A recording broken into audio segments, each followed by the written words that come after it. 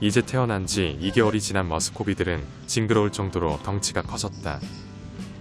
처음 태어나서 한 달 동안에는 오리보다 성장 속도가 느렸던 녀석들은 이제 매일 자라는 게 느껴질 정도로 성장 속도가 빨라졌다.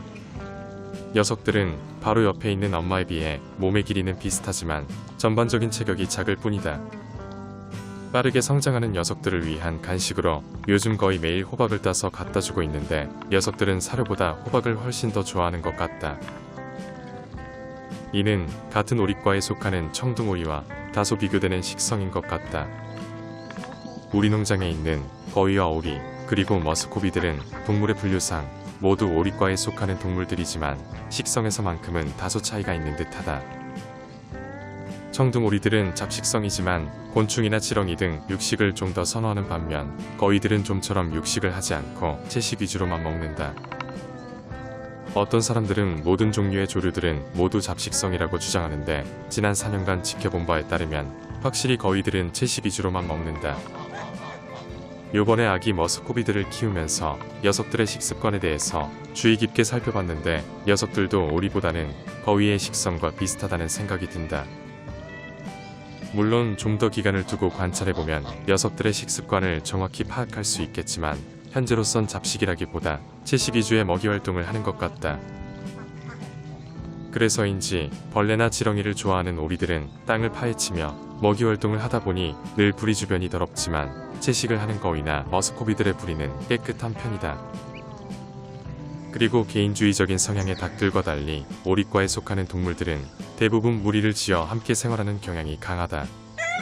그 중에서도 거위들은 가족에 대한 경계가 워낙 강해서 가족의 범주에 속하느냐 혹은 속하지 않느냐에 따라 상대를 대하는 태도가 달라진다. 하지만 그런 거위와 달리 오리와 머스코비들은 무리 활동에 다소 여유 있는 모습을 보인다.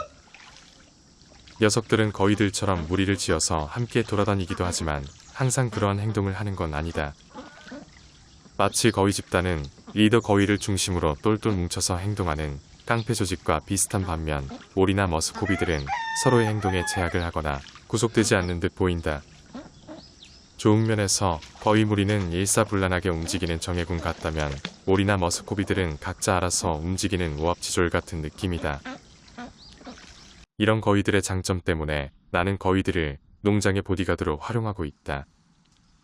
충성심이 강한 거위가 한두 마리만 있어도 개처럼 집을 지키는 역할을 잘 해낼 수 있기에 여러 마리의 거위들은 농장을 지키는 훌륭한 경비원이 되어준다. 특히 한밤중에도 눈과 귀가 밝은 거위들은 닭장 주변에서 휴식을 취하며 밤새도록 닭과 오리들을 보호해준다. 닭과 오리들을 노리는 야생동물들이 농장 근처에 오더라도 시끄럽게 소리 지르는 거위들 때문에 접근할 수가 없는 것이다. 이런 거위들의 성향은 다른 동물들을 보호하는데 큰 도움을 주고 있지만 거위들의 유일한 단점은 너무 시끄럽다는 것이다.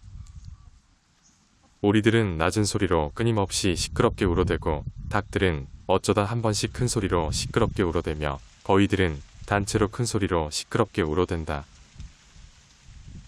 그나마 이곳 농장은 워낙 넓은 데다 주변이 공정 위주로 있어서 다행인데 만약 주택가라면 키우는 게 쉽지 않을 것 같다.